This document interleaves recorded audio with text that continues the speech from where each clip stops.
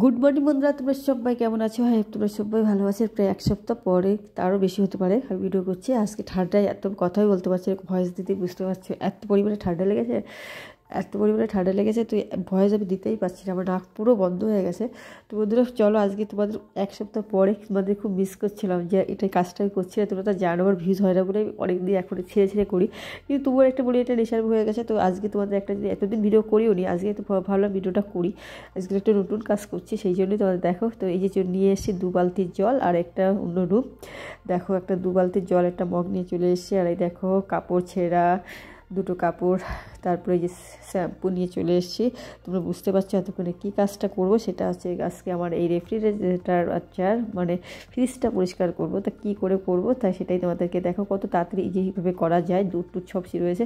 তো প্রথম আমি অন করতে ভুলে গেছিলাম, তো ফ্রিজটা অন করে মানে অফ করেই সত্যি কথা বলতে করতে হয়।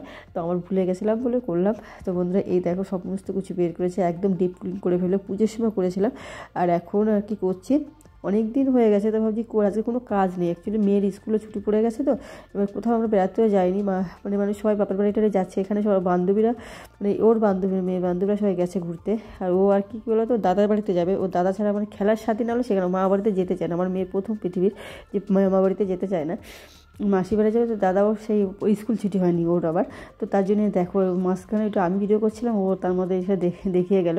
তো বন্ধুরা এই যে প্রথম শ্যাম্পু, 2 পাতা শ্যাম্পু, একদম ক্লিনিক প্লাস শ্যাম্পু মা যেটা ইউজ করে সেটাই দিয়ে একদম পরিষ্কার করে নিয়েছি। একটা কাপড় দিয়ে ভালো করে পরিষ্কার করে, খুব একটা নোংরা হয় না, তবুও কী বলতো যে যত্নে করে রাখলে অনেক দিন যায়, ওটাই আছে ব্যাপার। আর তোমরা ভাবতে পারো এই দেখো এই ঘরে ফ্রিজ লাগে, কারণ কী বলো তো আমার এই রুমটা একদম কোনো কাজেই লাগে না। মানে আমার 3টে বেডরুম, কিন্তু আমরা যেটা থাকি সেটাই বেশিরভাগ ইউজ হয়। আর 2টো বেডরুম পুরো মানে ফেলা থাকে, কোনো কাজেই লাগে না। তো আর রান্নাঘরটা একেবারে ছোটো বলা যাবে না, কিন্তু গাড়িটা রাখি আবার রাখবো একটা সময় হয়তো কাজে লাগবে, ফ্রিজটাকে নিতে হবে। আর আমার প্রথম ভিডিওতে যারা ফলো করেছে যারা দেখো, তারা দেখবে আমার বেডরুমেতে আমার ফ্রিজটা ছিল।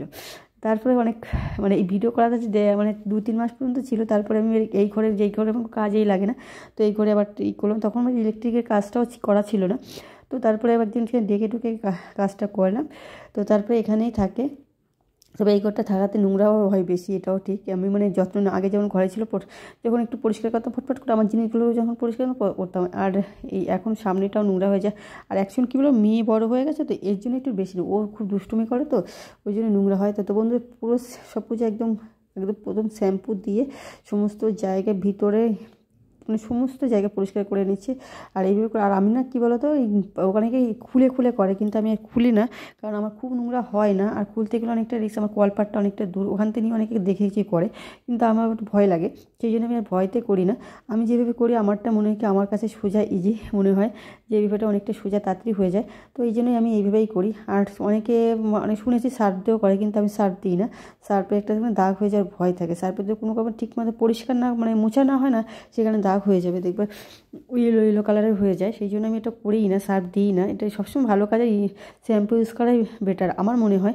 আমি সেটা দিয়েই করি, যেটা তোমাদেরকে বললাম। আর এই পাশের এইগুলো আমার করলো না, খুব একটা নোংরা হয় না, তবুও করলাম। পুজোর সময় করেছি, আর পুজোয় মনে হয় 1-2 মাস মতন হয়েছে, এরকম হবে হয়তো। তো আবার এই যে করছি। তো অনেকে আবার মাসেও করে, কিন্তু আমার মাসে লাগে না, যেহেতু আমার বেশি একটা সবজিও থাকে না, 1 সপ্তাহেই সবজি রাখে। অনেকে মাসে রাখে, তাদের ব্যাপারটা আলাদা। আর আমি তো ভয়েস দিতেই পারছি না বন্ধুরা, এতটা ঠান্ডা লেগেছে। আর ওই যে বলছিলাম না, ওই যে ভিডিও করছিলাম না কেন, এটাও ছিল না। ওই যে মেয়েরা ইনকাম না করতে পারলে তার কোনো দাম থাকে না, 5 পয়সা। বিশেষ করে আমি যেটা করলাম ফিলিংস করছি সেটাই তোমাদের বললাম। আর দেখো আমার পরিষ্কার করা হয়েছে। তার